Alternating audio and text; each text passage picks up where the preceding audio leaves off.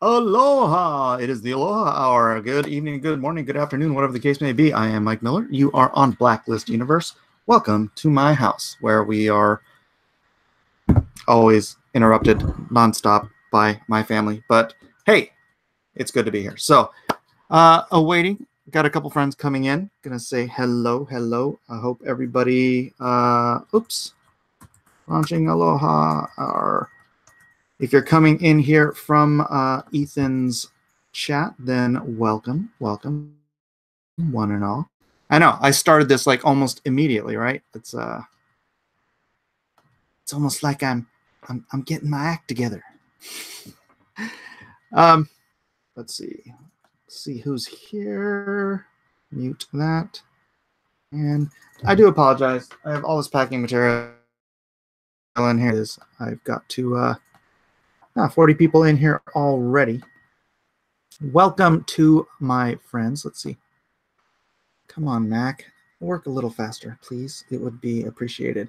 Level 3, what's up? Dean, Michael Clan. Hello, everyone, again. Hikaru, Dragon, Dennis. It's McGee. Kylor, Carlin. I don't think I've seen your name before. Are you new here, Kylor? Liam, Hellstorm, Rodwell, Rob, Jeff Gotts. I need a thing. I see Jeff. I see Llama Gigante. I see Rob Patriot. I see Michael Pernesti. If you guys are old enough to remember Romper Room, you'll know what the heck I'm talking about. Hey, Mike. Hey, Mike. Do you want me to change my name? Whatever you feel comfortable with, man. Hey, Mike works for me. I mean, it's not like I don't already have dozens of mics. It's SIXGUN Samurai, like 6-string Samurai. I've actually never seen 6-string Samurai. It looked really cool, but it just kind of fell off my radar when it came out, and then I never got around to seeing it. Who directed that? Was that the guy that did like Desperado? Not Desperado. I can't remember. Brennan Pitts says, Malin or we riot. Well, if you want me to do the Malin, I could do that. But John's in the middle of, he's at, I don't know if he's still at Mark's house. Probably not. He was supposed to come home by now, but I imagine he's pretty tired, so. Dragon wants to come on and talk about his book. Dragon. What am I gonna do about you? Hold on a second. Where is Dragon? Where can Dragon be? Hey, I just got a contribution to the Meg comic book. Yay! Let's refresh that and see how that looks. He was just in Ethan's chat. Malin? No, he wasn't. Malin wasn't in Ethan's chat. I just got a backer. Scott. Thank you, Scott, for supporting the Meg 6-Gun Samurai Deal with the Devil Indiegogo. Malin was there right at the end? Was he really? I didn't see him. How did I miss that? I was there. I was in there. I was paying attention, wasn't I? Or was I just too busy spamming the chat with my Indiegogo? Wasn't EVS supposed to meet up with him while he was in town signing? I thought that was the plan, but I guess that just didn't happen. So, oh well. I didn't look hard enough. Sorry. All right, 97 people in here watching now. Please don't hit that like and subscribe button. I know. If Malin's around, let me. Malin, are you around now? I have asked, so let us see. All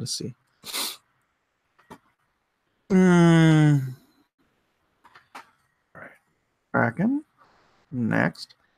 Dragon wants to come on and promote his book. Even though this is the Aloha Hour. Come here and chill.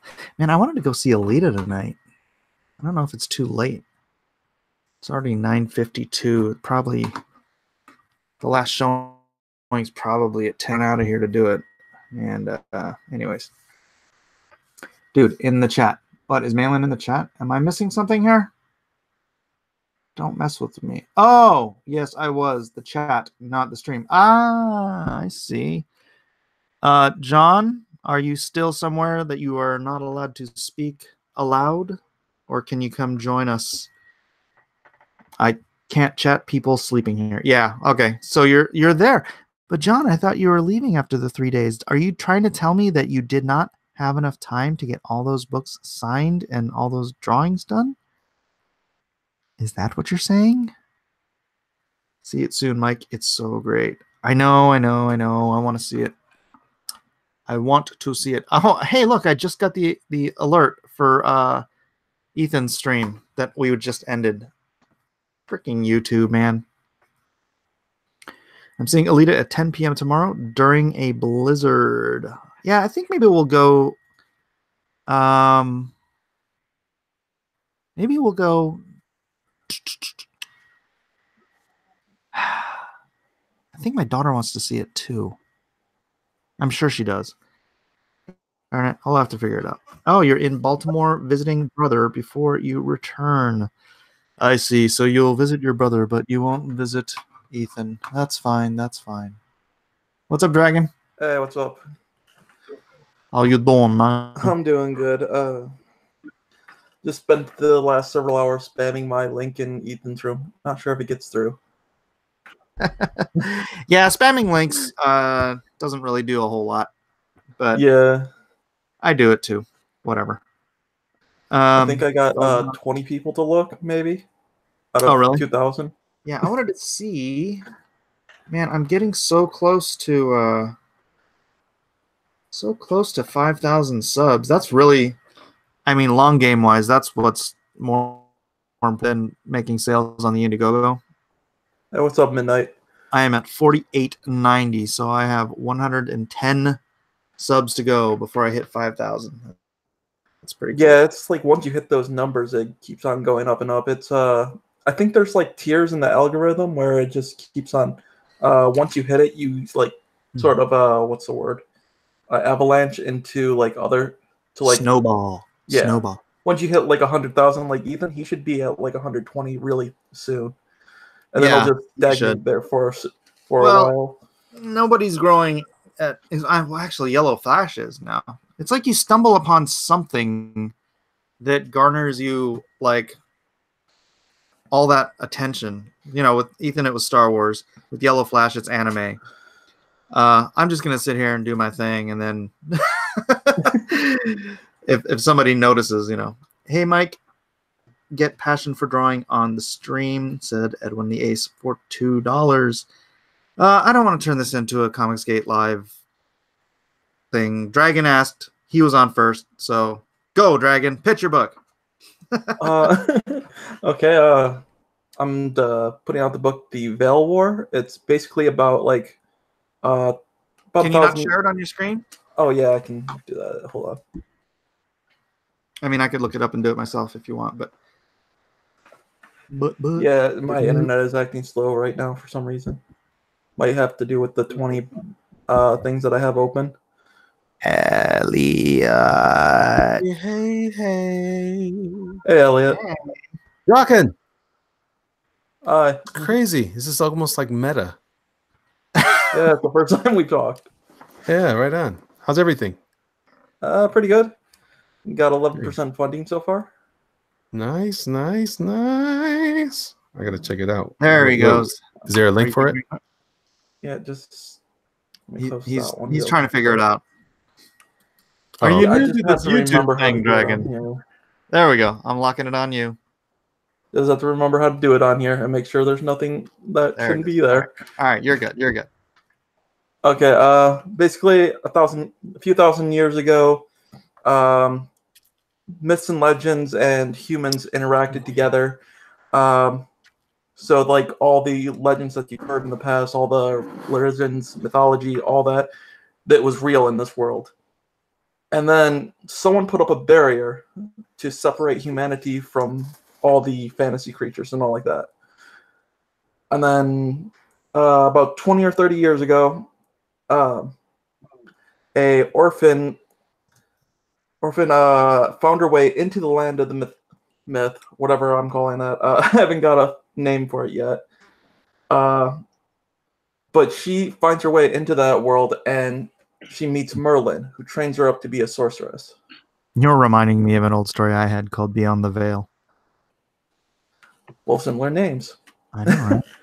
Yeah. But that's all right. That was. It's got nothing to do with Blacklist universe, so you can have it.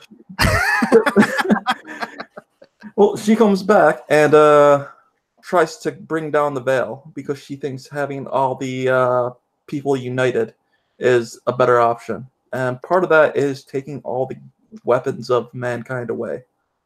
So that's where the story starts up. And on screen you see my logo that I sort of designed with the help of J. Shiro Finney. Then let's see. This is the what's it called? It was a test color. Not using this colorist because it was 8 years ago. He did like 8 pages, and then like the funding fell through and so I only have like 8 pages of low res. So we're gonna have to get the coloring redone if our stretch goal is completed.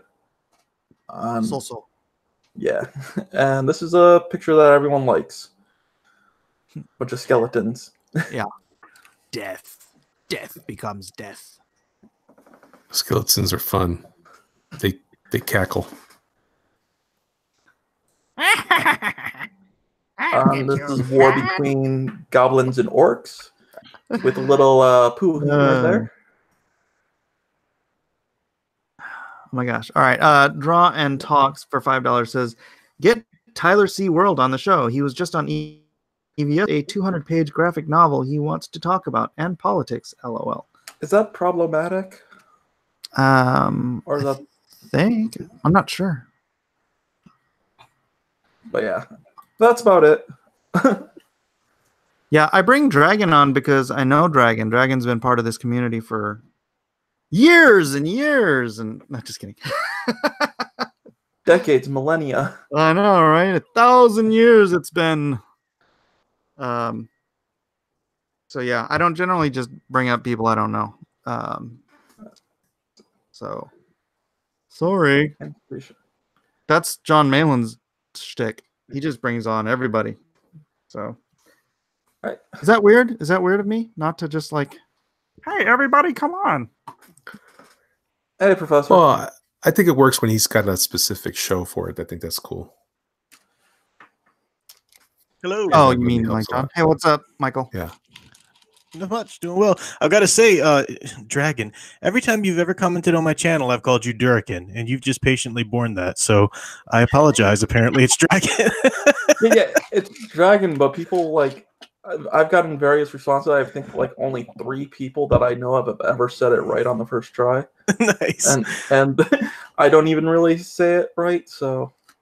That's gonna take some time, so be prepared for me calling you Durrican a few more times, but I'll eventually get it. Is that your real name? No, but most people know me as that. My real name is Matt. It's easier just to go with Dragon, though. Yeah. So. Parents were just really cool. They named him Dragon. No, because when I read it, I think of Tekken. That's why I came up with Durrican also in the beginning. Tekken. Yeah, I've looked to see if it's a real word anywhere, and the best I can come up with is Russian. It means something like fish. That's about the best. Well, Drake, it means dragon. Yeah, it's Draken, Drakken, is one of the original ways of spelling dragon. And then that, as language evolved, the KK evolved into the G. And then I thought I was being cool way back when I was like 14, and that's where the U came from. It was supposed to be silent. That's before I, sorta. No, I don't think that works.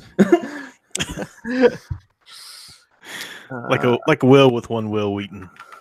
More like a Sasuke, where there's a SU there. Oh, now you messed me up. Sasuke. Yeah. Yeah, you don't pronounce the U often, depending on where it's placed in Japanese. Well, you do. It's just unvoiced, and we Americans don't do it because we mess up everything. Well, unvoiced means you don't pronounce it. No, no, it's you pronounce it. It's just a weird pronunciation thing. And that, Like barely audible. Yeah. Yeah. yeah, that is why Sasuke. dubs over subs every time. Dubs over subs. Yeah. No. Artie Bear is apparently not able to speak. I thought Keyoung fixed this. Didn't Keyoung fix it? He like went and made a special trip and everything. All right, can you hear me I now? know, right? Yay! How is everybody? Art I is muted like myself, Art is like the U in Japanese. which is good, right? That's a good thing. Certainly is. So how is everybody? We're doing well. Everyone doing well? I'm doing well. Extremely well. Trying to ignore the fact that I have to get up in a few hours. Hey, man, you're the one who asked to come on, so I'm not complaining, sir. Not complaining. Yeah, how is Tales of Mike, why do you have to Beyond- start so late? how is Tales from the Stacks doing? Anyway, Doing really well. Doing really well. Let's see, what are we up to now? We passed the goal and everything like that, so that's doing well. Yeah, 4,846 now, I think. I mean, you got all the writing done and everything. Oh yeah.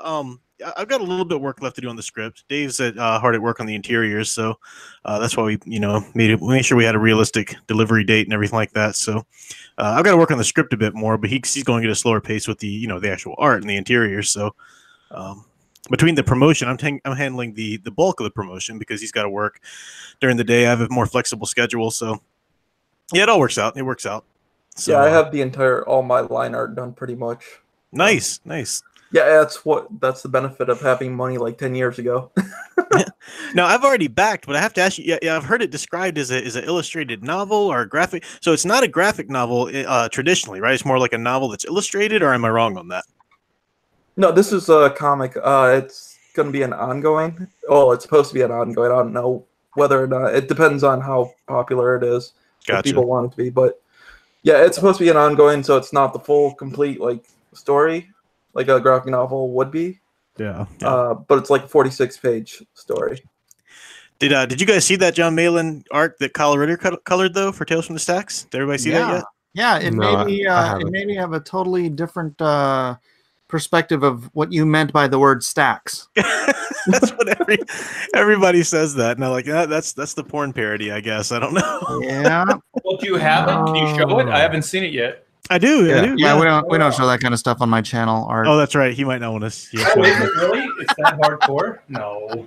That's not that hardcore. I was just kidding. Is it okay if I show it then? Sure. It's everything's She's covered. It's undefined. Right. Exactly. That works for the old school horror stuff for sure. She's covered enough. So yeah, there it is. I'll talk so the screen will pop up. But, oh my gosh, look at that. Cover that girl up. I know, right? Jeez, Malin. What are you thinking? This comes from the second story in the work because it's a anthology series, and this is a story entitled Fire in Winter. So these two young ladies, they're living in a mountain farmhouse. The storm has just knocked out the power. That's their grandmother in the background has just passed away earlier that evening. So that's her grandmother in the background? On the bed. On the bed. I was like, that's a hot grandmother. Yeah, there's no heat, so she's surrounding herself with candles, and she's removed all of her clothes so that she can feel the heat from the candles better than if she were. You got it, Mike. And she's reading the Bible too, so I mean it's all good. Let's right. keep it all. I gotta tell you, I'm really impressed at how well he drew those toes. That's what I told him. John. Anyways. John says, "Hey, Mike, do you like candles?"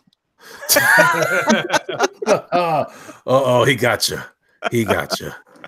Yeah, It was all a ruse. I mean, if you look at the toes on the left side, perfect. Look at the one slightly hidden behind the candle, not so much.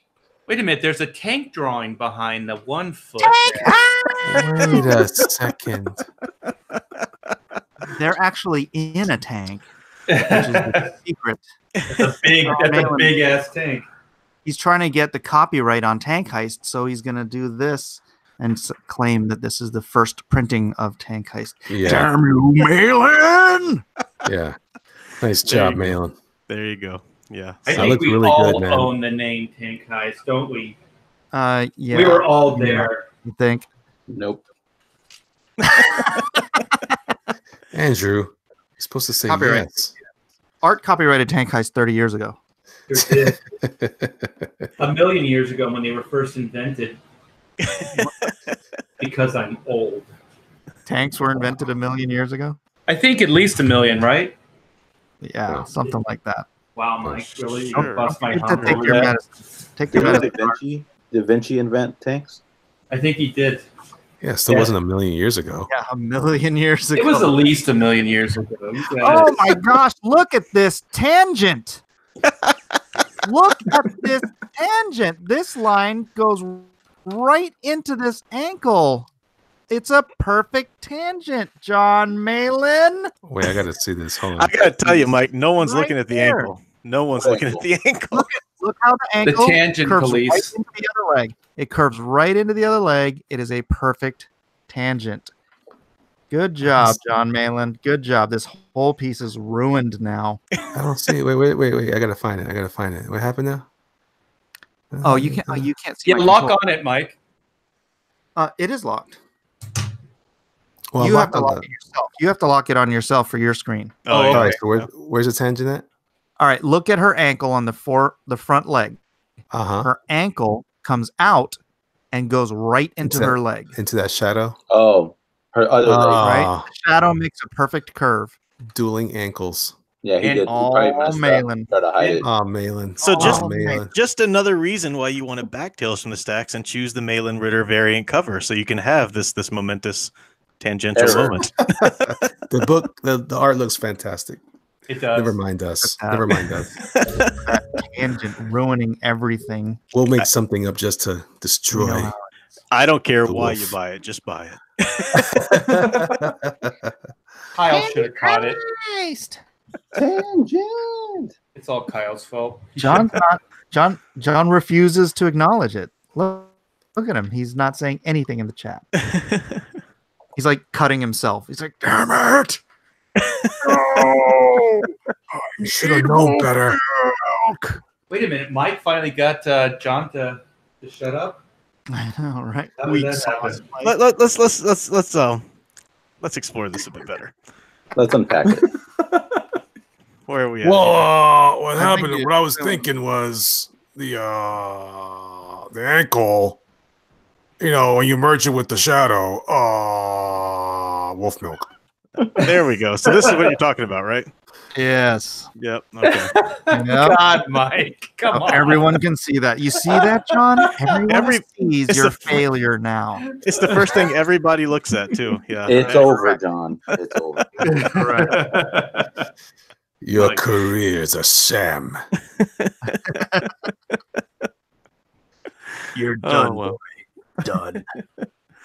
So anyway, thanks for letting me share Oh, that. man. I didn't even think about it being too risque for the channel, but yeah, no suggestive stuff going on there. Just It's good, clean fun. Using candles in the Bible to keep herself warm. that's all that's Look, happening. less risque due to the colors too, though.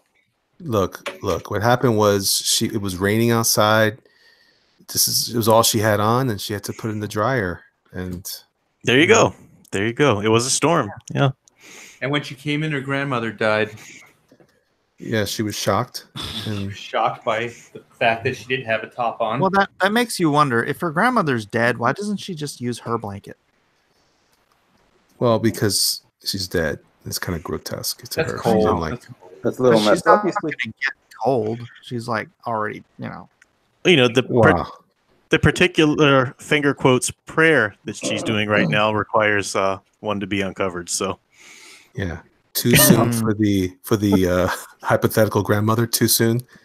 How do you know the grandmother is dead? because I thought somebody said she was dead. Michael I already just- said she was dead. yeah, she has Yeah. passed away this night, and the storms have At least flooded out the crawl roads. So She could at least crawl in that teddy with her friend to try to keep warm. Yeah, I love how the Teddy in John Malin's line art, it was a little touch and go. Was this going to be like, how see-through is this going to be? And Kyle walked the line pretty well with it, I think. It reminds me of that scene from The Wrong Guy. What's Have you guys that? seen The Wrong Guy? Have you guys seen The Wrong Guy? No, No. Oh, never mind. not even gonna get a synopsis here. I'm the Mike wrong saw it. guy. It's just I'm the wrong guy. the wrong guy is a David Foley movie where he's just a complete bumbling idiot, and he thinks he's being chased around the country, hunted for murdering his boss, when everybody in the police and the FBI all know that somebody else did it, so nobody's actually chasing him. So he's on the just run for no paranoid. reason. Just paranoid. Yeah. Well, it's hilarious. You have to see it. But he ends up in what's that girl's? Yeah, the girl that talks like this. She talks really like The gal from Child's Play. yeah, Google it. Jennifer Tilly? Jennifer Tilly or Meg Tilly, one of them. Meg Tilly's the Meg. younger sister. Jennifer Tilly's the... One of the Tillys. I think it's Meg Tilly. Okay, and she's like this another not very bright person, but he's staying at her house, and she like walks. She's wearing a teddy sort of like that, well, except it's a full nightgown, and she walks up into the door jamb, and he sees her like with just the light coming from behind her, so you can see her silhouette, and then he turns the light on, and he goes, "Oh, that light's just hurting my eyes," and turns the light back up. And he's like, "Could you just turn about 3/4 of the way to the..." You have to see it. It's funny. It's really, I mean, it's one of the funniest movies. You could watch it like 100 times and still freaking laugh your butt off. Did he get a hate boner from it? I'm not gonna. That was from the last chat. Art. No Yeah, comment. I know. There was It's no always- hate. No hate involved. Is that an always a IndieCron T-Bear. t-shirt? Is that an IndieCron t-shirt there, Mike? Nice. Where'd Oh, that that's come cool. I gotta get one. Yeah. Yeah, they sent me Can one. you- So Can you model it? Oh, there you go. I was gonna say, what's the whole deal? Yeah, nice. I did. See, oh, you're watching. Turn watching around, YouTube. look over your shoulder. Pout. 3/4 view. You just sort of turn. Oh, that light. So when are you gonna get a Lone Star T-shirt to model? Just forgetting to order them. I was gonna get like. I'm bad at things. Make it see through. Art. No. Yeah, just for me. Art. Oh, art. Yes. We all know you wouldn't billboard yourself for anything unless you didn't have a choice. You'd Or rather I do was it for your being own paid stuff. for. So, Art, when? What's the countdown on launching your book? The 20th. So 2 days, this Wednesday. And this is the book in question right here. Let me see. First I push this. Yeah, there we go. Boom, baby. Oodles of doodles. Yeah, so it's my art Very book. nice. And it's 52 pages.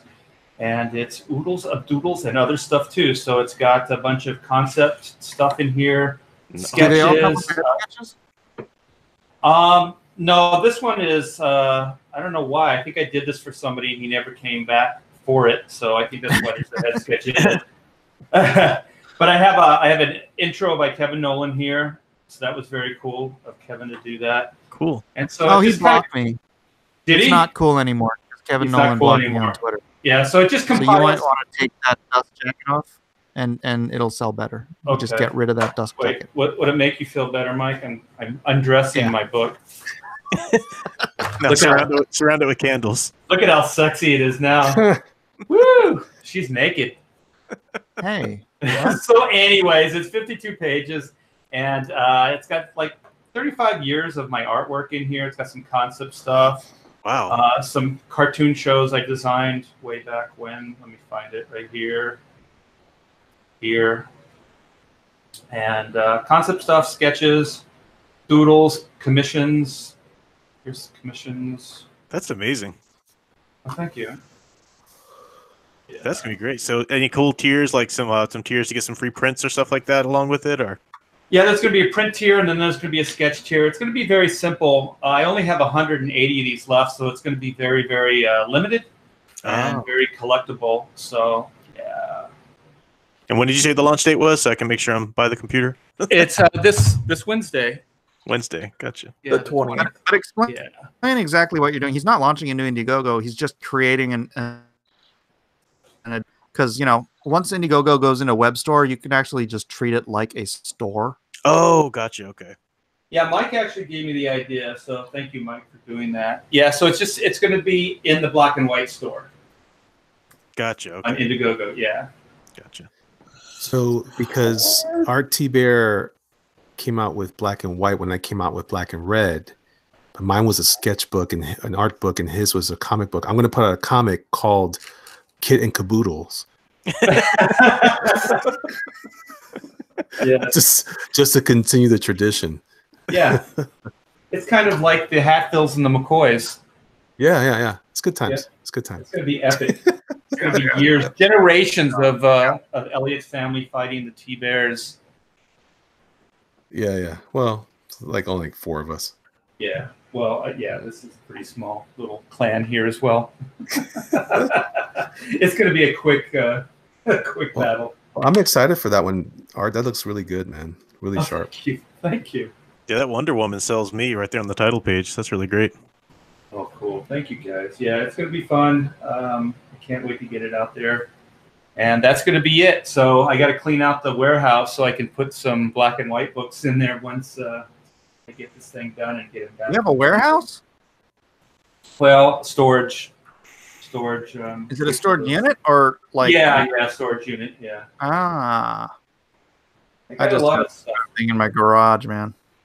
Well, it looks like you're moving, Mike, in the back behind you. Okay, all of this stuff was in the hallway, but my son had his 18th birthday party yesterday, so my wife's like, "Yeah, you're gonna have to move that stuff." So it's all in here now. Is that all the LONESTAR books? That's none of them. That's just packing equipment. That's just packing stuff. Yeah. Get ready for that. Well, I can't wait to get my LONESTAR. Hope you got some room. Yeah. Well, I just ordered one Yeah. book. No, the books, dude. I had a whole freaking skid in the garage of books, and so as I sign and bag and board them, I move. Well, okay, I'll bring a box in, I'll sign, bag, and board, and then the box of signed, bagged, and boarded books stay in the kitchen. So there's still like hundreds and hundreds of books in the kitchen, and then I'm moving those into packaging and fulfilling and stickering and all that stuff, and then some of those go back out into the garage because I've been doing it over the weekend, and I can't mail them out until tomorrow. So it's a So really is tomorrow going to be your first mailing date, or have you my mailed first stuff out mass already? mailing date. I've been mailing out like a little bit here and a little bit there, but tomorrow's my first like taking hundreds of books to the post office day. So Yeah, I'm you're going to be they'll real love you for that. with the post office. They're going to get to know you pretty quick. yeah, they already do actually. Oh, Taking hundreds of books to the post office day. Singing Yeah, a song. Packing out long. I'm sorry, I didn't want to interrupt you, Elliot. What's your wonderful song about post offices? Nothing. I just got excited. Go How on. many copies did you get? Yeah, Elliot's going to get his LONESTAR soon. He's excited. As am I. Elliot, did you back Lone Star? I didn't, Mike. I didn't have the money at the time. I'm sorry. Oh, sorry. So Thanks a Elliot, lot, Art. The Always fuse back calling me on. out. The fuse back on. Called him out. Called him out. You Hey, know I how didn't many? back You know how many everything. Comicsgate campaigns I've backed and not had the money for? Ooh. How did you do it then? That's why your credit sucks, Michael. You work the streets when you need to. You do your stuff, you know. It's Oh, called an man. ATM, and you rob it. Wow. Well, I'm not that kind of guy. No, I'm We here glad. do not condone robbing ATMs or people. Yeah, it turns Yeah, but out for a LONESTAR book. Jerkmongers stands against robbing ATMs. Hey, you know what? Lone Star isn't so people can go into debt. So don't worry about it, Elliot. It's not debt. It's just reallocating your funds. I mean, like, do you feed your children or do you buy Lone Star? You know, it's priorities. Yeah. Yeah. We understand. There's that. You mean, do you feed your children or Mike's children? I don't know if I'd have enough money in my lifetime to feed Mike's children. Well, there you go. There you go. What are you gonna do? That's a lot of mouths. So, what are we gonna? Let's talk about the Meg some more. What do we got? What do we got? What is the Meg? Your what you tell us what the Meg is, Michael. Do we have enough people in here to talk about your book? I think most of the people in here, if you don't know what the Meg is, type 1, because if everybody knows, because you don't want to say it.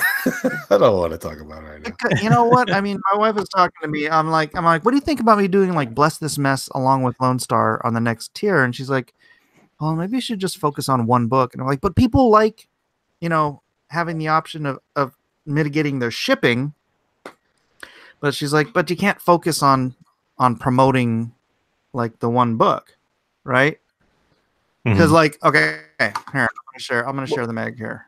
You mean like you're totally ignoring Six Gun Samurai and the other book, which I don't know the name of? Deal with the that's devil. what I mean. Right? So I'm sitting here and I'm like, it's the Meg, it's the Meg. Hold on, let me just go to the story. Even though and if I sit here and Samurai is more important, right? Yeah. So okay, I'll skip past the Meg, which is what? The New York Times bestselling author, based on the novel, made into a worldwide blockbuster movie. It's great, and I wanted to get out there.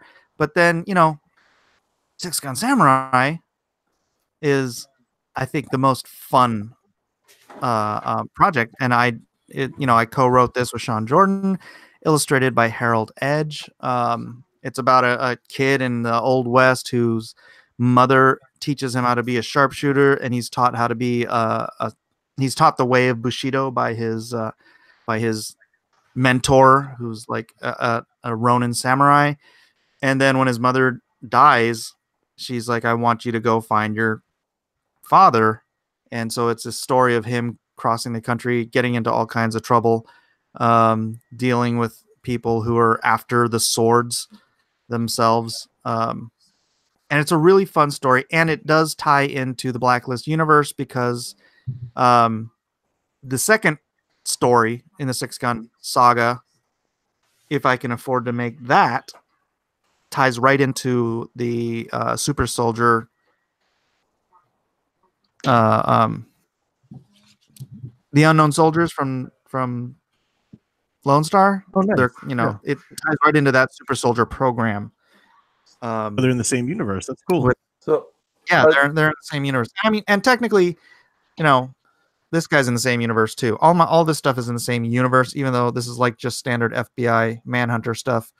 And then Deal with the Devil. So Deal with the Devil is about Agent Anthony Goodwin. He's an FBI Manhunter, and this guy right here is the suspect he's been chasing, and he ends up brutalizing, taking Anthony's leg in this. He traps him, and then like Anthony sits in an apartment alone, waiting to die for like 4 years. Just lost his friends, his family, his faith. He just wants life to be over, and a knock comes at the door, and it's the serial killer who needs his help to save his sister, who has been kidnapped by another killer who was trying to bring him under his control. And this story, it's like it's at how do you call it? A-list production studio right now. We've got a director, we've got a shopping it around. So hopefully someday soon this will be made into a movie as well. It's definitely a really and they're cinematic narrative. Yeah. And man, the first time I showed this at a con was I don't even remember when, but like this David anybody know here know David Tishman? No, we're not, Doug. Art, I thought he's a writer, and he had a first look deal with MTV way back in the day. And he came and he saw this, and he took it home. I swear he was like standing at the door the next day at the con to run. He literally ran to my booth to lock this down for movie rights. Wow. Because the idea of the pitch is so like streamlined and so easy to grasp. And it's got a great twist and all that fun stuff. So, and then it's been at different production. It was optioned by Lionsgate. And then Lionsgate had this big turmoil thing where they jettisoned everything that wasn't already in production. And then it ended up at Broken Road. Broken Road is the company that did, gosh, what have they done lately? They just did something I saw. It was a good movie too, but it's a A-list. They did, they work with like Tom Cruise and like, Cameron Diaz, like all the, it's like a legit A-list company. Hopefully someday it'll be made into that movie. Who was your contact at Lionsgate? Do you remember? At Lionsgate, was it a female? no. Well, no. I go through my manager, Lisa Browse, and so she deals with the people there usually. But no, it was like the president. Okay, because there's like that Teresa Thompson, I think, and she was a liaison for the producer, the head of Lionsgate. So she really liked comics, and I know she would go to San Diego in the day. So it's about the same time we're selling your project, you're getting it out there, that she was pretty prominent over there. So I was just wondering if that was who you were talking to, because she's really awesome. You know, and she really knows comic books. I can tell you in a minute if I look it up. So do any of the characters in your in Six Gun Samurai or Deal with the Devil have powers? No. The power No, they're just human. Yeah, he's just trained as his mom was the sharpshooter in the Wild West show, and so she trained him to be a sharpshooter. Some pretty insane tricks. What some people might consider superhuman, like trained so well that they get powered. Yeah, and then also he's trained from a very young age in the way of Bushido to use the swords as well. So he's very highly skilled. He's Batman of the Wild West. Yeah. As long as he has to prepare, you can't beat him. That would be, what's his name? There's already a Batman of the Wild West. Jonas. Jonas Hex. Yeah, Jonas Hex. Oh, Art, the first contact at Lionsgate was Hernani Perla. Okay. Wow. Sounds like you're trying to curse at me. I don't like that. That picture you showed on Ethan's channel, Elliot, was awesome. Thank you very much. Thank you. That coloring was really awesome. Yeah, did you say next week you're going to be able to drop more info about that? Yeah, I'm going to launch it here. Some creepy stuff. Nice. It's nice and simple, but it stands out and looks real well. Has that classic comic feel with those pixelated shading. Yeah. Well, not pixelating. I wanted to have that kind of almost like a pulp fiction. Yeah. For comics, right? I understand comics characters tend to be pulpy, but I'm just saying. Yeah. Yeah, I hope you guys do it with a lower grade paper, because I'd give a lot of people more memories of that, and it looks right for that rather than the high gloss stuff. Do it on traditional newsprint or something like that. Yeah. It probably won't be like that. Knowing Doug, he'll want to get high end. Yeah, but which is fine. I like the idea of it looking that way. I do agree though, when you use this look with that type of paper, it does look nice. Edwin is asking what the topic for Drawn and Quartered is. I haven't even thought about it. Well, that's funny you should mention that. I thought we had an idea for the show this week, but it was from 2 weeks ago, so now I don't remember. You remember anime. Anime. Yeah, Oh, really. we should do Alita. We should just cut out all the middlemen and just do Alita. There you go. There you go. I'm a hyping Alita till I die. Yeah, you're going at it, dog. So good. I need to see it. I need to see it this week. So the eyes, Yeah, didn't bug you. The big old like precious eyes. You forget about it like in the first 10 minutes. Like after the first 10 minutes, you're good. That's cool. Yeah. She's like, you have to, the ads. she's almost like they treat her like a Pinocchio. Mm. You know what I mean? Like she's real innocent. She sees the world like she was just born. So the eyes help with that. Make her look so innocent and gullible and all that stuff. So wide-eyed innocence. Yeah. So she transcends the Gollum look. Oh, she's not even like she's cute. She's actually cute. Like the way she moves and talks and smiles and there's like a cuteness about her. So I think that's why it's getting high praise too, because it doesn't take you out of the movie. Yeah, the critics are bagging on it, but the fans are loving it. Rotten Tomatoes, like the fans are really, I think it's at 93% or something like that. Mm-hmm.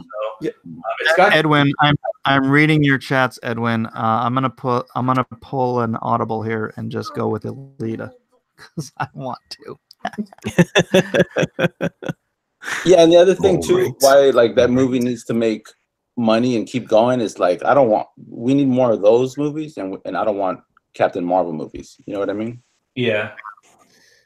So speaking of that, I just saw yesterday. I just watched Disney Channel put out there. Do you guys remember Kim Possible?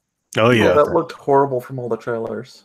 Well, it was a live action interpretation. That was Steven Silver's designs and all that kind of stuff. Well, anyway, so I'm watching it. I'm like, okay, I used to really enjoy that show. I like the animation a lot. I thought it was a fun little concept. That was about the time I was thinking, I want to try stuff like this.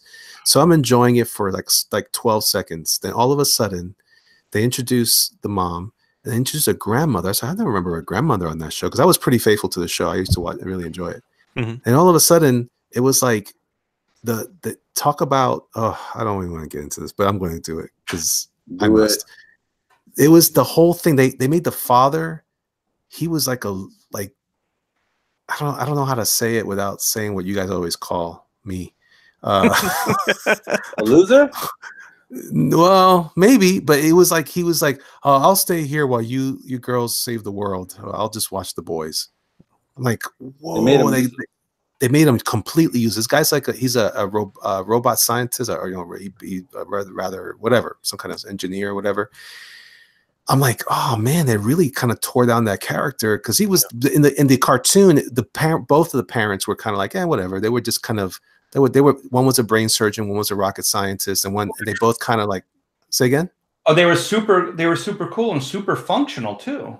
But they weren't a big deal. Like they were kind of like, oh, Kimmy, go take care of the world. We'll take care of stuff here. That was the point of their cartoon personalities. Yeah, but I don't remember much about them at all. Then being in like maybe 10 seconds, 20 seconds of the very time, so in this one it was all about, and I was like, oh no, it's happening on Disney Channel too. It's not just Captain Marvel. It's going across into all the entertainment that they're producing. Oh yeah, dude.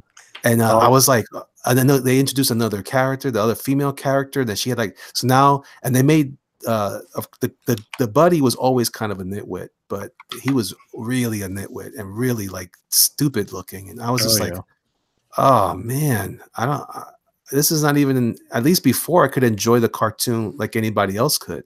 And then of course the villain, if you remember the classic villain from the show, Dr. Draken was always kind of useless, but now he was ultra useless. Mm-hmm. And they just carried the theme all the way. Every male person was dumb and silly. All the females were all super smart, and guys were dumb. And I remember that used to happen with parents in old Disney shows. Only the kids were smart, and all the parents were stupid. Mm-hmm. Now it's just men. Yep. I'm just like, they've been doing that in popular culture for decades, though. But you get it. It's in all. Yeah, the men are always dumbed down. The women are always the smart ones. You know? But at least it had been. You could have a strong heroine draw strength from a father figure, but that's not allowed anymore. It's all about the matriarchy now. Yeah, That's what's in Alita, dude. I mean, it's perfect. Yay! She's Yay for a Alita. girl, while she's still a girl. She does girl things, but is also a badass. Yeah, I love that. Yeah, but her love dad is a genius. Yeah, and her dad, and they don't make him look stupid. He's a badass in his own right, but obviously there's only so much he can do, and that's when Alita, comes in.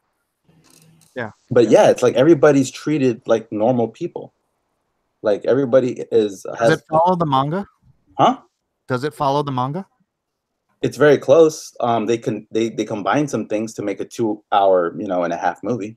Yeah, I but love them. it's very close, dude. There's like shots that are identical.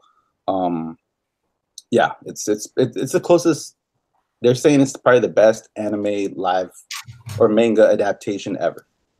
Of course, that's not a high bar to reach, but Yeah, it's true. So it's like Dragon Ball Evolution was horrible.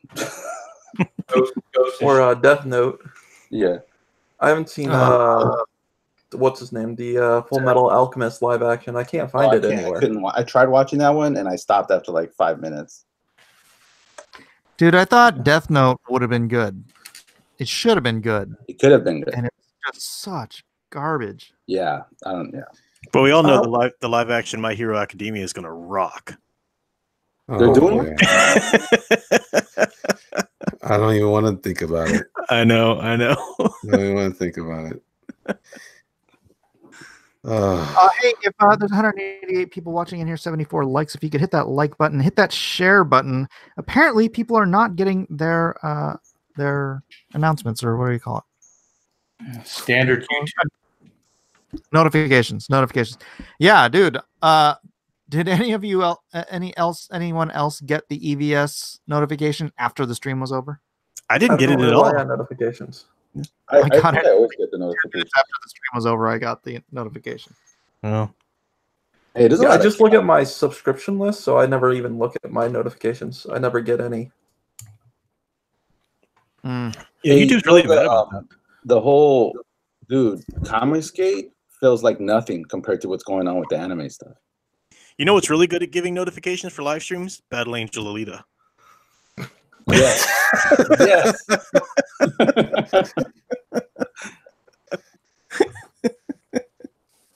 It'll solve all your problems.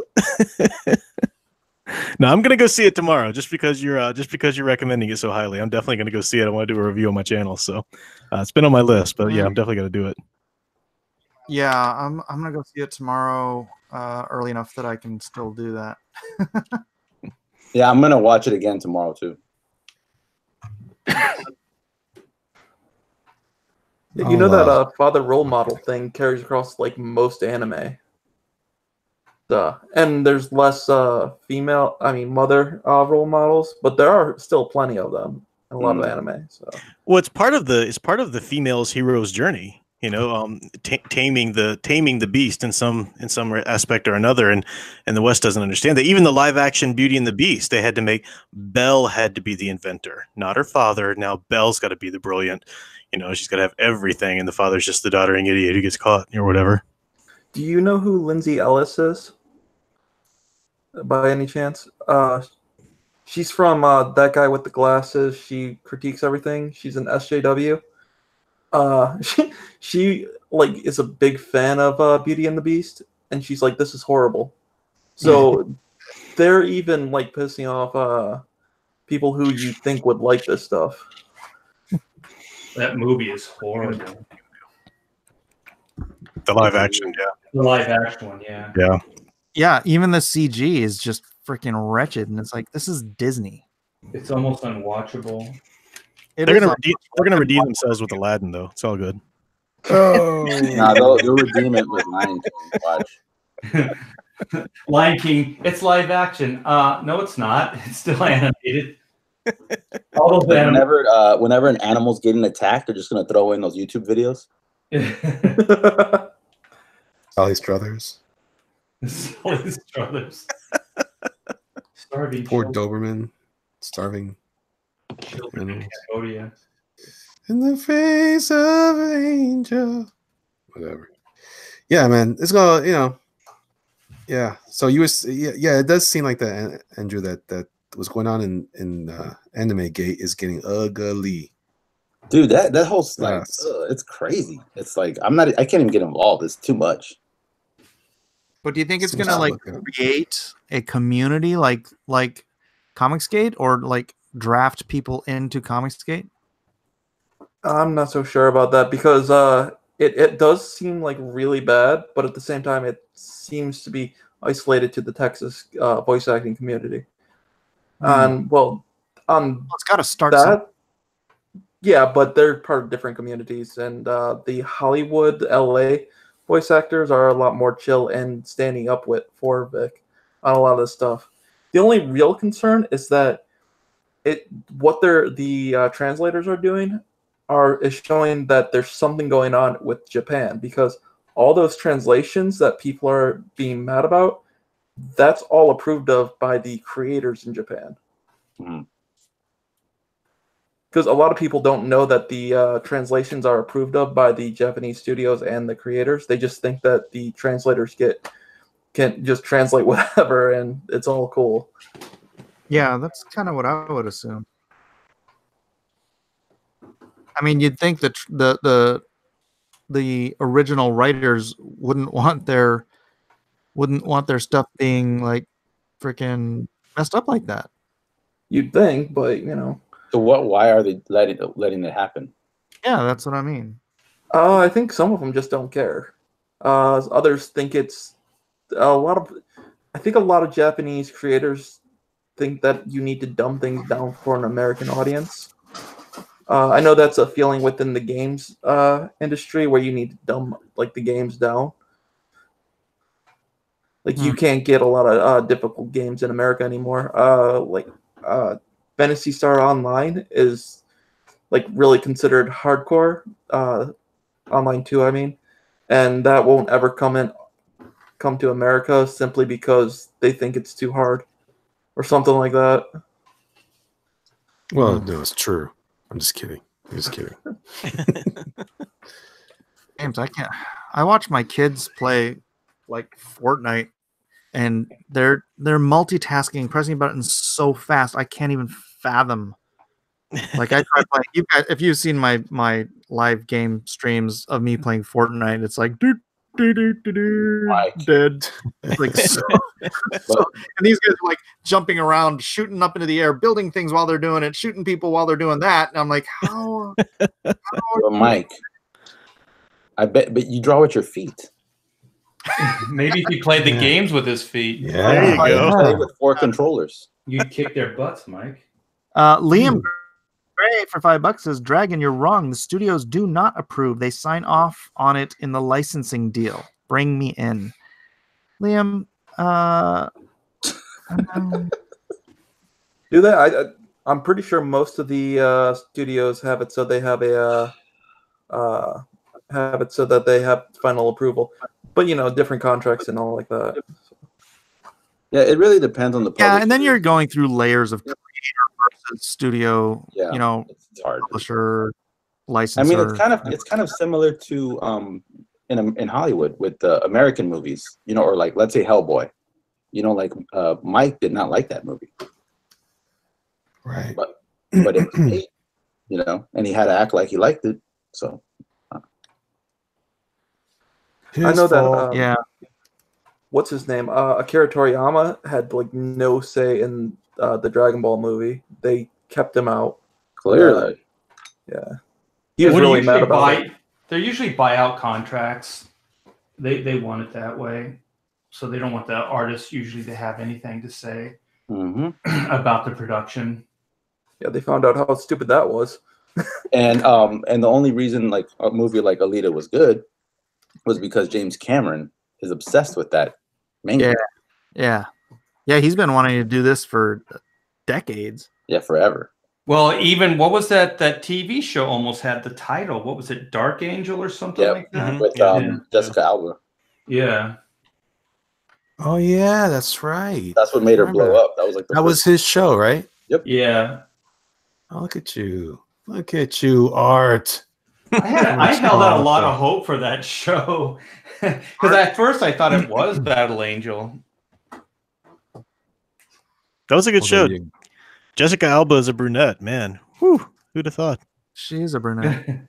I know, but you usually see her with the blonde hair since then. Wait a minute. She's not blonde like Sue Storm? Wait a second. Wait, her eyes aren't blue?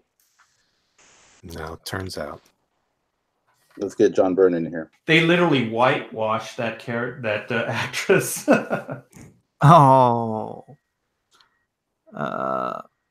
Art, are you coming on Drawn and Quartered for some Alita? I will try. I will see. Is That's a no, Edwin. He's lying. Art's lying. Mike, I'm gonna try. Do not. There is no try. There is no try. If I can work on black and white while I'm there, can I do that? Can I multitask? Yeah, you just have to have a scene in black and white where Alita shows up. And do both. Copyright infringement. All day, baby. I feel so infringed. Yeah, I love it. I do want to. Let's see. Somebody actually did buy something. A supporter. 40,000. 23 minutes ago. Sean Campbell. Thank you, Sean. Grabbed the 3/450 deal, and that's the thing. On the Meg pack, you can get 3 of these huge graphic novels, and you only have to pay 1 shipping cost. Yeah. So that's I did that for you guys. That's what I did. You, man. That's beautiful, man. You. That's beautiful. Mike cares. Yeah, I do. That's the tier I nabbed as well, because you got to have all 3 copies. I mean, right on. Got to build that Comicsgate library. I should have had Stop Elliot showing off, Professor Geek. do me a cover for SIXGUN. What now? I should have had you do a cover for SIXGUN. I could do one for you if you like. One out real quick. For a price. Yeah. The price of my friendship. Yeah. Oh, yeah. Friendship's always expensive around here. It cost a lot to be my friend. My friend. Jeremiah Jones says, all 3 signed all day. Yeah, Jeremiah. You know, Jeremiah, these would make great gifts for people, too, if you wanted to pick up some more. You just let me know. Well, speaking of friendship and the price of friendship, Elliot, he could just pay you with a copy of Lone Star that you didn't back. Oh, yeah. And a dog tag. What? That would be messed up. Mike's like, what? You get no dog tag. Here's a comic What are you book. talking about, Mike? My kids are like, Dad, I don't know how to eat a dog tag. Nah, just mess with you. Just cut your steak with it, son. Just cut your steak. It's called a utility tool. Shut your mouth and use it. Okay, Dad. Fascinating. Dynamo, I know they snuck it in with the Dragon Maid, but most of the translations are approved. Oh, someone's Googling. Ooh, we're not gonna there's a war going on here. The anime wars. Translation gate. Weebs at war. Gate. Like something stupid, but I'm pretty sure Naruto's usage of the word donut instead of like what's the name for the rice bun? Onigiri. Yeah, he likes onigiri in there, and he in the dub they use donut, and that was done by the Japanese creators. It wasn't a choice by the translators. ちょっとばかりですね. All right. Let's go. What's the next gate? Anybody want to predict? Well, there was Metal Gate already. How's there not a comedy gate yet? All these comedians getting blasted for their. Oh yeah, that's a good one. Yeah. What about because they're gate? all cucking out? No, a lot of them are like. Hollywood is already too controlled. All the comedians are either backing down or they're already going down the SJW line. Actually, the battle's over. Have stood up. I thought, like I mean, a while ago, like Seinfeld and Dave Chris Chappelle. Rock and Dave Chappelle. I thought they were all kind of. Bill Seinfeld Burr's been backed talking down. about it. Seinfeld just doesn't do tours. That's his solution. Yeah, Same he with, backed off, but colleges. But he gave a reason why. He said the reason I'm not doing this is because, you know, the hostility on college campuses. And I mean, he said why. So Yeah. Right, Yeah, but if you go, I defer. don't agree with you, so I'm not going to do comics anymore. That doesn't really solve anything. well, if I say because it's hostile and, you know, they're not accepting of, you know, these ideas, then I mean, it is coming out and saying, you know, standing up against it. He's not fighting the war every day, but, you know, just by him backing down like that or saying what he did and then backing out, I think that's a pretty strong statement. Joe Rogan is fighting back a lot. Joe Rogan kicks ass. True. Yeah, Joe's my man. Dude, He's the one I pay attention to a lot. He keeps like dropping Comicsgate stuff. Yeah. Does he really? Yes, because I was watching. He did a fight companion yesterday because there was UFC, and they started talking about Captain Marvel. And he's like, "Wait, wasn't she a man, or wasn't it a man?" And he was just, he was just saying the same stuff we were. And I don't know. I know he's paying attention. Like he's probably following some of the drama. Well, Zach, I think was supposed to go on there if I remember. Yeah. Correctly. Mhm. Yeah, it was. Yeah. So if Joe Rogan knows about him, he definitely knows some stuff. True. Yeah. I'll go on his show. I think Hollywood is lost, but the guerrilla war for the culture is taking place on YouTube.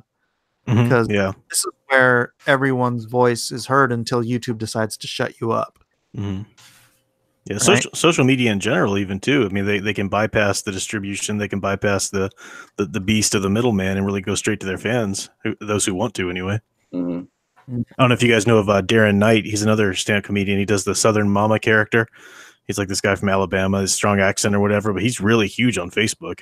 His page is big, and he goes on tours and does all that. But he was lambasted because I think he won some opportunity to be a part of some tour, and the whole, like, every comedian that came out for the tour was just talking about politics and race and blah blah blah, and he came out and said, like, I'm here to give you guys a good time and show you some entertainment. I'm not here to preach your politics, and he was practically booed off the stage by that audience. It was ridiculous. But That's amazing when that's an out there idea. You know, when people are like so readily to crucify you based on such a simple observation. Like, you know, I just want to make you guys laugh.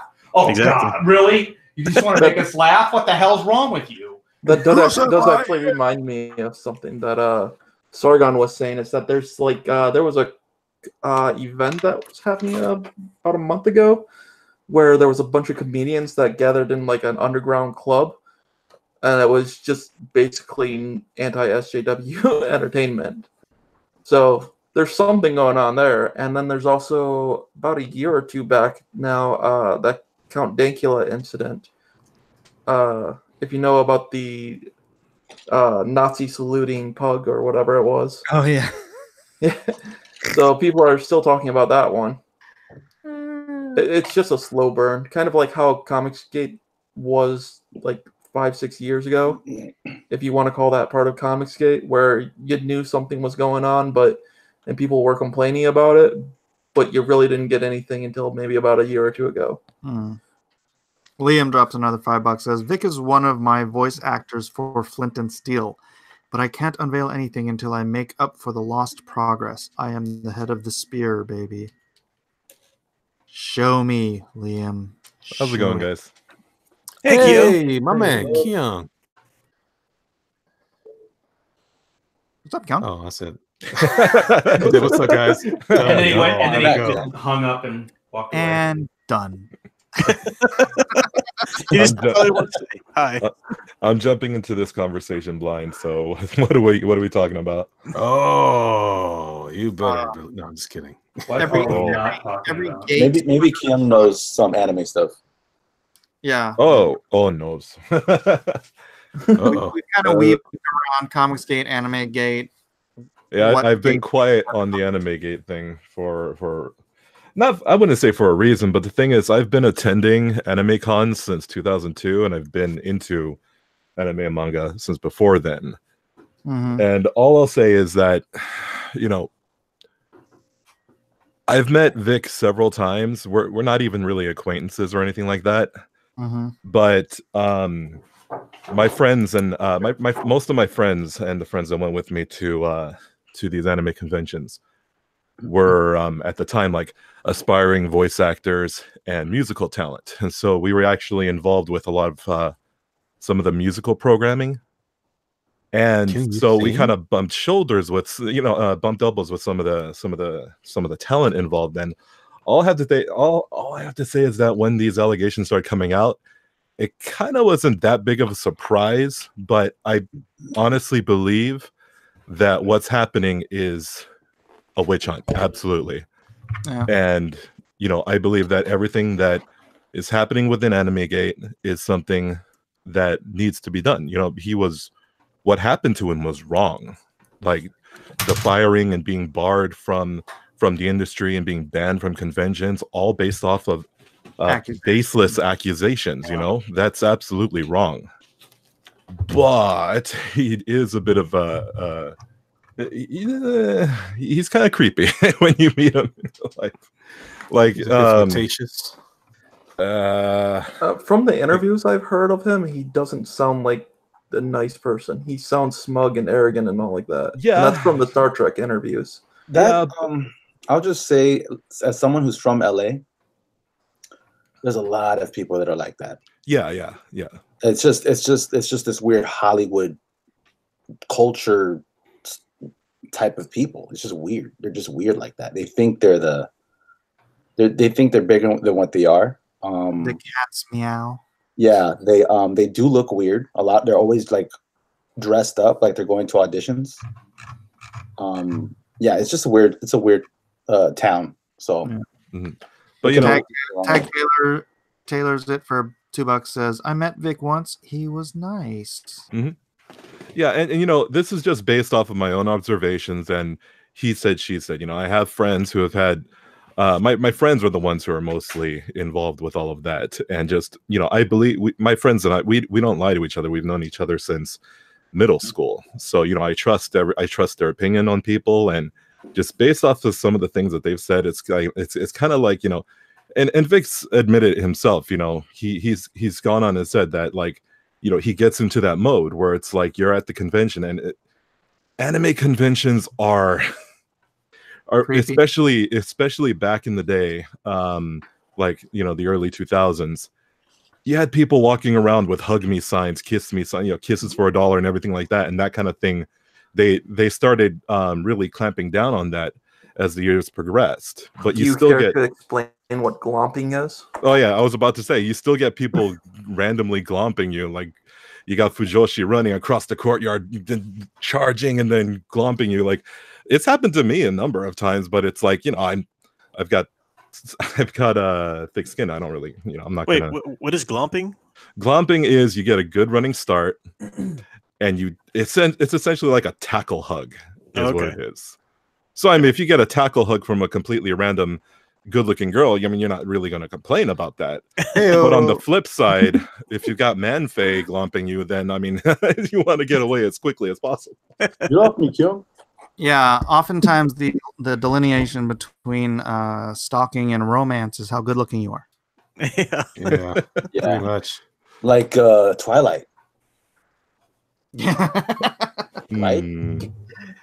Yeah, with all the accusations towards Vic, I just keep on thinking, I've had dealings with the anime fandom, and they're kind of touchy with the stuff. As in they actually go around and inappropriately touch people. Yeah, so. And they're getting in trouble nowadays, especially there was a cosplay incident with what's her face? Is it Momo something? There was a cosplayer who inappropriately touched another cosplayer, and they made it was a big deal in the cosplay community.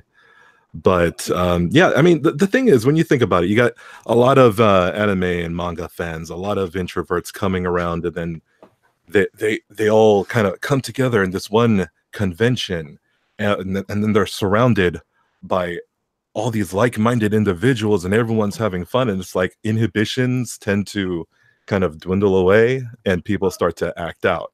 I don't think that's a con thing. I've seen it at art school. So. Oh, okay. Yeah. And you don't want to see it at Dragon Con. It gets pretty bad. Introverts are just weirdos. One time I saw a bunch of jokers in their underwear coming back and forth to the hotel at MegaCon, running around for some sort of rave. They were just wearing Joker masks and underwear. That's it. Yeah. Weirdos. Did they run up and try to hug you? No. They wouldn't do that. At Dragon Con, they have a thing called an anything but clothes party. Yeah, I've heard of that one. Wow. I never went, but I was unfortunately in the elevator with a group of people who were going. Let's just say it didn't smell great. What? Oh no. All I'm saying is you can't have a culture that's been around for like 20 years that is pretty much perfectly fine with that level of touching, and then all of a sudden go, nope, can't do that anymore. It's wrong. So, yeah, that's what they've got Vic on, I think, from my perspective. Mm. Well, isn't the touching, it's between two people. So if somebody takes offense to it, then they deal with it at the moment and move on. Why does the con, or why do people have to get involved? It really is just an act between two people. So if you didn't like it, then you just say it to that person, not to do it. Why do you have to mandate these things? It's like when my daughter was in school, like little kids hug each other. Then the school decided they didn't like it anymore. And they were like, well, you can't hug anymore. Well, what the hell? They're just little innocent kids. They're not sexual. They're not thinking any dirty thoughts. That's all somebody else thinking those things. So why do you ban these things? Why? It's just so strange to me. If two people want to hug, then that's between those two. If one wants to take offense to it, then that person will deal with it at that moment. But why does a group, or why does a con, or why does the school have to get involved? Because it makes the people watching uncomfortable. Whatever. What are they, jealous because they didn't get a hug? Maybe. It's really, I think it's all about the virtue signaling and how good it makes people feel who get to do the virtue signaling. Because I went to this con just recently. It's a con I go to every year. It's a very small con. It's a family con.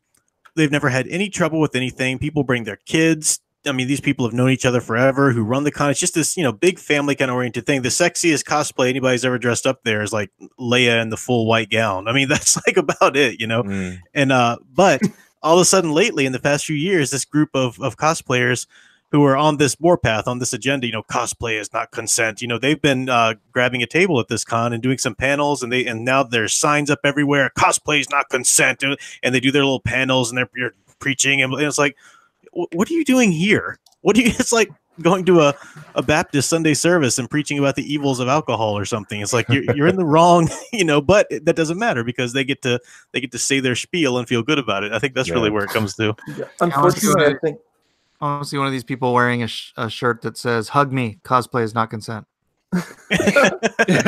I'm confused. Unfortunately, I think all this stuff came from the atheist convention scene. With I think that's where they first started doing the codes of conduct with conventions, and then it got out from there. Was there code of conduct? We have no objective morality.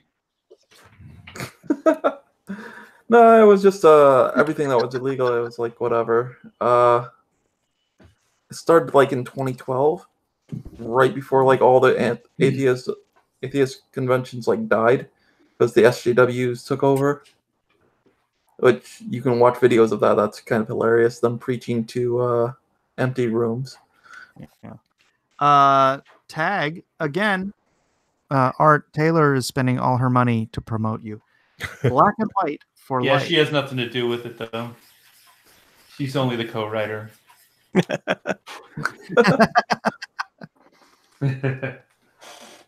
You guys talking about this made me think of a funny idea. We should do a story about. But wait. Mike never read. Yeah. Read the super chat. Yeah, read the super chat, Mike. Oh, go read the super chat. It was black and white for life. That was the super chat. There you go. Okay. Gee whiz. Now you got me to read it twice, Art. Yeah. Well, I didn't hear it. Everybody was talking over you. Oh, brother. He said it before. I waited for the pause. I know. No. So we got to do a story where somebody holds up a sign like that at an Amish con. I want to see that. That'd be funny. Like that movie. What was that movie about the bowling? With Woody Harrelson. Is it Kingpin? And Yeah. Kingpin, yeah. That's gonna be great. Red is not consent. The change my mind thing. They should have an atheist one. It says there is no objective truth. Prove me wrong. Or, well, if we ever have a Comicsgate convention, I'm gonna start charging for hugs. Start monetizing hugs. Yeah, might as well. Yeah, my hugs are worth money. And here you've just been giving them away. I don't give them away. I charge my family. Hey, I want to shout out to Geek Out Loud in the chat. He's my interior artist on Tales from the Stacks, and I just want to say that Art has a co-creator plant in the chat, paying super chats for marketing. So what's going on, Dave? Come on, let's get on that. Hint. Yeah, Dave. I'm all alone, so you should all go back me so I can hire an assistant like these guys. Taylor's not an assistant. She's writing and art assisting. So yeah, she's cool on, man. What does that make her? She's not an assistant. She's just art assisting. What? Well, I meant, you know what I meant. She's not a girl. She's just a female. She's talent. Kyung, okay, what if I said helping out with the art? Would that be better? Or is that would be the definition of assistant. So she's your helper. You're saying she's your helper now. Oh man, got myself in deep here. I know you're in a quite a little box there, buddy. Little conundrum. In your own little quagmire. Tag feelings now, Art, because of you. She's what? She has hurt feelings. You've hurt her feelings. Damn it. See? Shouldn't have said nothing. Maybe a hug will help. Oh no. Bad news. She can't afford it. Would that be She can't afford it.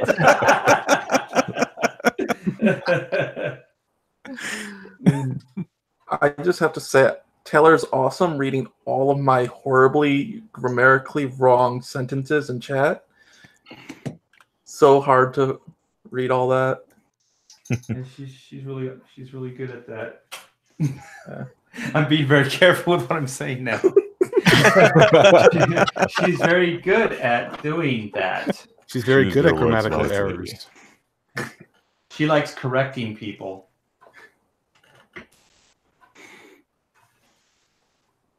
She doesn't. Scrolling down for more. Though I have noticed that at times I have become the chat at one. That's a lot of crazy detail on the on just a picture in the background, Elliot. It looks really good. It's because of Kyung.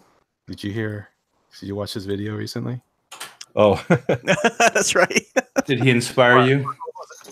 Well, we talked about this the other day about making backgrounds fun by adding Easter eggs and stuff. And I said, you know what? This guy's deserve a life before this art was drawn. Nice. So now, only bad thing is I'm covering up stuff now. Every time I see that character Hank, I think his voice is that of Patrick Warburton. Yeah, it could be. It could be. Let's see here. Yeah, that's the voice I use when I'm writing Superhero G. Oh, it sounds like the Tick. That was terrible. Don't do that again. Come on, man. That was solid. That was solid. I felt like Patrick was here with us in the chat. Thank you. Thank you. I love it when he does those commercials for what the hell? What's the car company he does commercials for? Terrible car company because he's a terrible voice. Mike, was that supposed to be better? No, just throwing my hat in the ring. Yeah, you try to top, Elliot. Hat in the ring, or throwing your ring in the hat? That's the problem right there. The ring Just in the don't hug ring. anybody. Toss the hat in the ring. I'm throwing something somewhere. Yeah, I'm gonna. He was in the Tick. Tomatoes. Yeah, he was such a perfect Tick. Oh my gosh. Yeah. Evil doers. Did you Great Brock see Sampson that? too. Anybody watch the Venture Brothers? Brock Sampson. Oh, Is he he's great? great. Yeah, he's great as Ah. Brock Sampson. I liked him on Lemony Snicket, the Netflix show. He's the voice. He's the narrator, right? He's the narrator, yeah. Oh, yeah. That show is terrible, though. The show's really, really bad. I like the Very- first season, okay. How did you get through the first season? All right. It's called Stick-to-itiveness, Okay. Mr. T-Bear. Yeah. You got time for that. I got to Good work on stuff. that. All right, here. That's why I can't sit through freaking Walking Dead. It's just such garbage. Oh, How dare you? it is. I'm just playing devil's advocate. I just want to hear you. I just want to hear you defend it. Your point of view. It is. It's horrible. It's disgusting. It is I gave the whole first. I watched it when it came out, right, on TV. So I gave the whole first season a try, and I'm like, wow, I have no desire to try to sit through a second season. Then everybody's just like, oh, you got to give it another try, man. When it was already like 5 seasons in. So I'm like, fine, I'll try to get through season 2. And I got about halfway in. And I'm like, I would rather freaking eat a bullet. This is so bad. It seems so nihilistic. Like it's one of those shows that glories in just when they give you a character to believe in or something like that. Up and now we're gonna rip that out from under you too. Isn't that life? I'm pretty sure that's the point. That's why it's called The Walking Dead. Yeah. Well, I think that for me, I feel the same way. I can't watch. One of the things I have a hard time watching are zombie movies in general.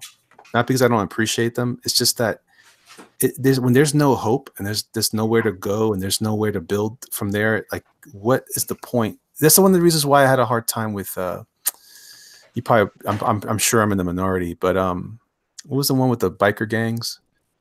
Sons of Anarchy. Yeah. I had a hard time with Sons because, and I think it was a decent show, but it just was there was no hope for that character. There was no way that character was going to redeem himself anyway. It was just subtle shades of gray. It was sort of a descent from bad to worse for his character. Yeah, right? Yeah. The lifestyle he had to deal with, but he was trying to do the best he could for his kid, right? But ultimately, how far can you go? Geek Out Loud for $2 says, check out Tales from the Stacks on Indiegogo. He said he dug through the couch cushions to get that together. That's how you do it. See, tags at the. That's some dedication. Exactly. Yes, back Tales from the Stacks. So I should tell you that there's a possibility that the wasting disease from deer might cross over into humans. So we might be dealing with a full-blown zombie apocalypse within the next decade. Yeah. If we have that, just shoot me. Count me out. If anyone who's actually watched all of that garbage show, did they ever explain how these zombies are still moving after a couple weeks? Nope. Of rotting and decaying and muscle tissue breaking down. They would just fall apart after like 2 weeks of decay. Good point. Yeah. I got to about season 5 or season 6, and they never explained it. Part of the reason for that is remember the one that was in the well? I mean, add decay to being in a well. Oh, they just would have been apart, like completely ripped apart at times. So, well, it ripped them apart after they were pulling him out of the well. He should have just turned into soup by then. What's up, Ethan? Hey, how you guys doing? Hey, Evis. Good. I can't. I'm already preparing myself. I know. I was waiting for you to introduce it with Mike. But I'm just trying to promote my book. I can't help but laugh when Elliot laughs. Sorry. Everyone should go buy The Veil War. Yeah. Yeah. Here come the penis jokes. I know. He's searching already. Oh, poop jokes. Ethan with the penis. I thought jokes. that was earlier. That was like PenisCon, right? Oh no, you should see what happens on Mike's show. That was just the beginning. That was just the tip. Yep. No, you did not. Oh, oh, art. It's too art. It's too. Were you gonna say it's too early? It's not too early. We're all adults. This is What time Art's is it? world right here. Oh, we're past Mike. prime time. Mike. Oh man. I almost spilled my drink. That hurt. I may need to go get a drink for this, Ethan. Mike.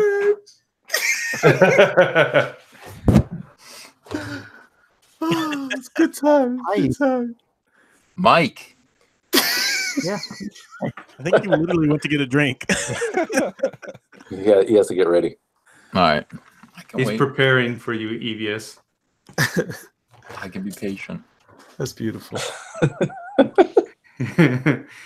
Is everybody in the chat starting to hey Mikes? Yes. Hey Mike. Oh, yes. Hey Mike. Please do. Here it comes, Mike. Hey Mike. I could just leave. You know, Michael learned to appreciate me if I just back out right now. And then people want to know what I have to say. People want to know why I'm saying, hey, Mike. And I have a reason to say, hey, Mike. But I could leave all of his chat in suspense. If Mike doesn't appreciate me and what I bring to this live stream,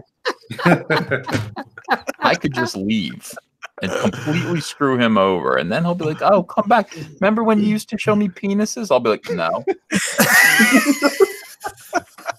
I really miss when you used to show me dick. I'd be like, don't know what you're talking about.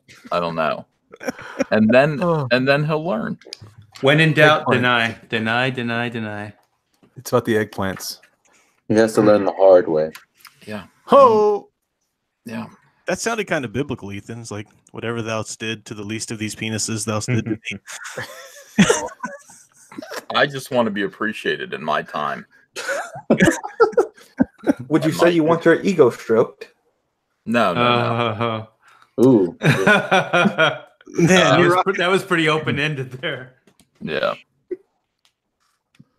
All right. No problem. No, It don't used to leave. take a Come long on, time Mike. to get a drink. Did he run away? Try getting the hard stuff right now. he's like, oh no, Ethan's here. I gotta go. I gotta get a drink. Hold on. He's hiding Honey, behind those boxes. He's Make sweating. me a salad. Make me a salad, please, quick. How does he do this? I gotta go to bed. It's past my bedtime. Oh, Are you jeez. serious? No, I meant that's what Mike's saying. Yeah. Yeah. But the dangerous thing, he's left the chat to us, not boy. Uh-oh. No. Yeah, but now we're quiet, waiting for Ethan to Oh, I can't wait. talk. Somebody, Hardware Wars says self-kicked. I wonder if Mike has nightmares of just Ethan saying, "Hey, Mike." Probably. Wakes up in the middle of the night. God's know the why Iron he Hand would. is God's the Iron Hand is continuing the biblical reference. He says, "Thy rod and thy staff they comfort Mike." Oh. Yeah.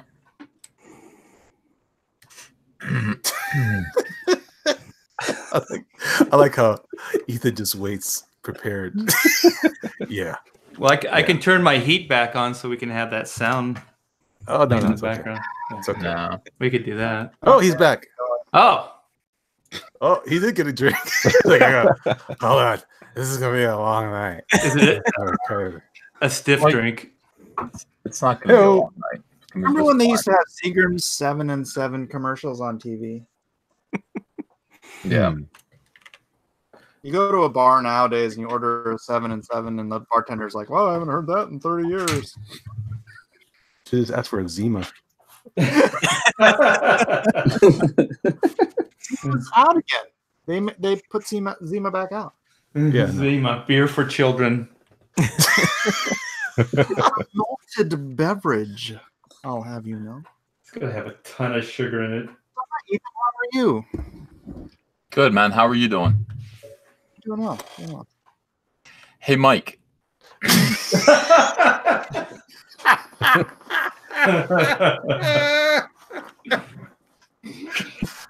Kyung, what are you drawing, Kyung?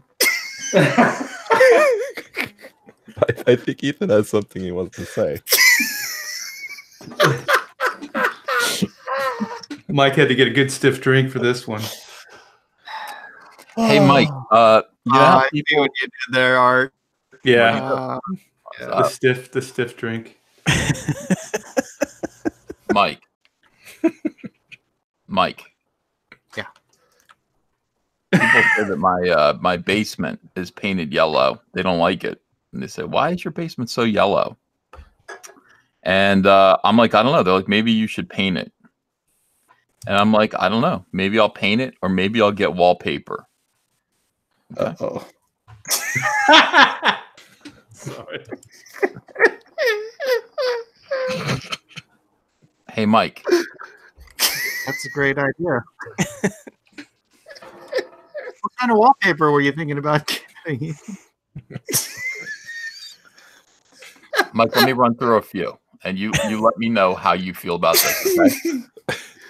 All right, here, this is option number 1, Mike. What do you think of these flowers, Mike?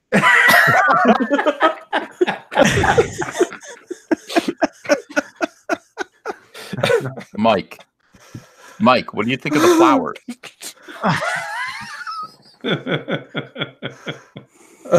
Mike, you should lock on my screen, Mike. Lock on my flowers you got there. You like the flowers, Mike? Not really a floral kind of guy when it comes to wallpaper. Mike. That's hilarious. Do you like the flowers, Mike? Not those in particular. All right. You don't like that. Hey, Mike, what do you think about these flowers? Mike.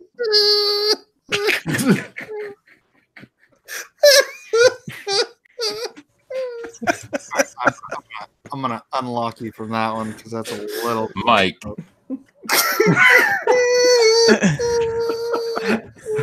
Do you like the flowers, Mike? Mike. Dynamo wants to know how this bit started. Ethan just he spends his off hours looking for photographs that remind him of you, Mike. It's the phallic Rorschach test segment of the stream. Yeah. Hey, Mike. How's your father says? This is what got Vic in trouble. Not too hard to find phallic imagery. I mean, just look at Kyung's fic. Mm-hmm. Hey, Mike.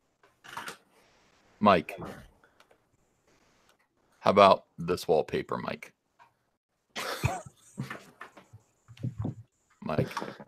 Yep. You want to share that, Mike? Mike, will you lock the screen so everyone can enjoy this? This is for my basement, Mike. What the hell Mike. is on the? It's subtle. It's so subtle. Yeah. That's Ethan's not even going for subtle anymore. This started with subtle. Mike, do you like the wallpaper or not? Do you like this? Mike, Choose. I want you to choose this or this, Mike. Which one do you like better?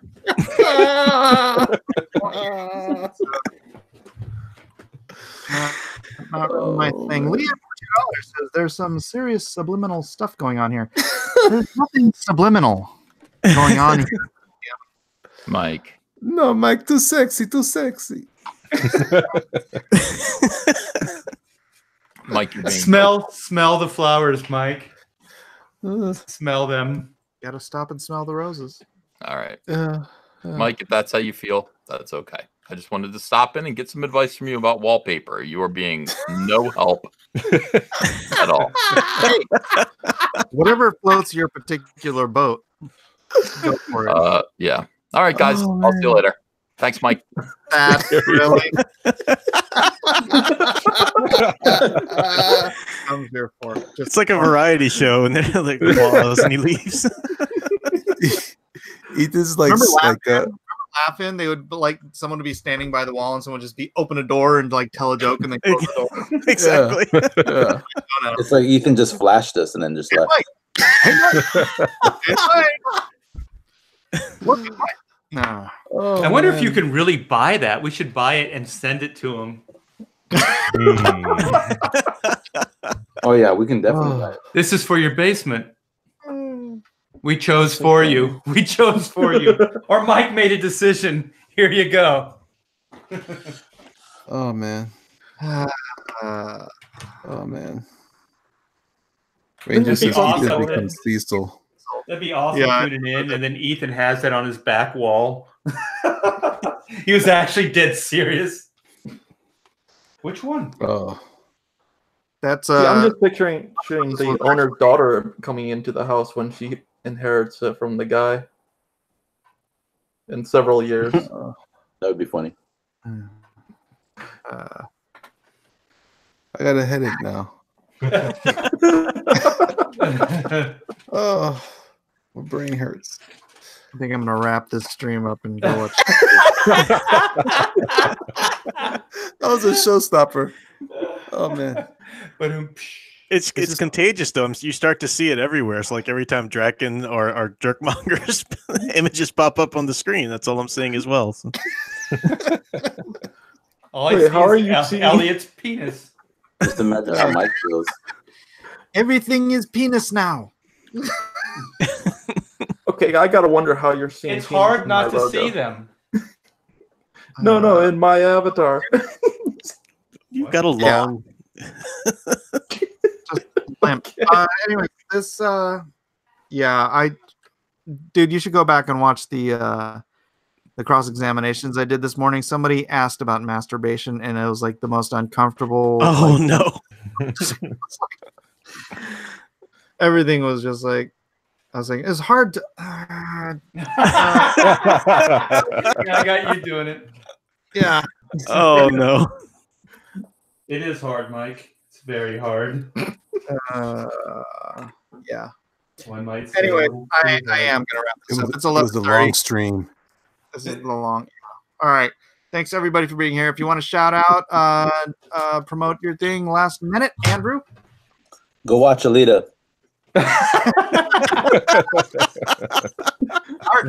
Do it now. Yeah, hold on. Where's that book at? All right, Dragon.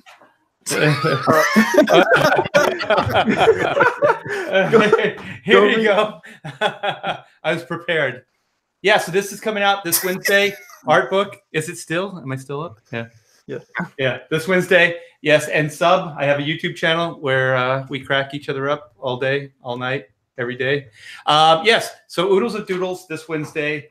And yeah, I do have a YouTube channel, so please check it out. So thanks, Mike, for having me. Yep. Appreciate it. You got it, brother. Dragon. Yep, you can find my campaign on Indiecron and Indiegogo. It's called The Veil War. Go back it. It's about apocalyptic fantasy. And you can find me on Twitter with my same name and YouTube, but I never make videos, but you can still subscribe. It works for some reason. Elliot. Oh yeah. What you want to do is you want to go over to Jerkmonger and sign up to get his videos, but also check out his Twitter under the same name. But prepare your souls, for this week cometh a new book from Elliot Fernandez and Doug TeNapel. Oh yeah, good lord. Kung Fu. Hey, Battle Maiden Knuckle Bomb on Indiegogo, Kyunglee.com. I'm going to be on Passion for Drawings YouTube channel this Thursday. I'm going to be going over these characters that you see on the screen right here. These are members of the Rogues Gallery, and this is only like half of them right now. But yeah, also check out Oodles and Doodles. Like, I've seen the book physically. It's absolutely beautiful. And of course, you have Professor Geek's book, the comic anthology, Tales from the Stacks. Oh, Thanks, good. Now brother. I don't have to do Professor Geek. Segue. That's right. Yeah. So. All right. Go for it, Geek. So yeah, Tales from the Stacks on Indiegogo right now, as you can see. Choice of covers, and we do have the gorgeous Kyung Lee's variant as well as that John Malin we were looking at. So yeah, anthology series, Tales from the Crypt style. And yeah, you can find me on YouTube at Professor Geek, and good stuff there. also known as Tales of the Stacks. Not gonna lie. All right. And I am Mike Miller. This is Blacklist Universe. Please do like, subscribe, and share. Hit that bell for notifications. And check out themegcomic.com. Themegcomic.com. 3 awesome graphic novels. 1 low price, 1 shipping price.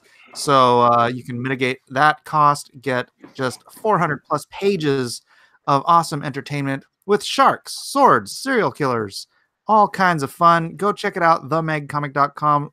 Take some time to look through these pieces, read the descriptions, check out the tiers.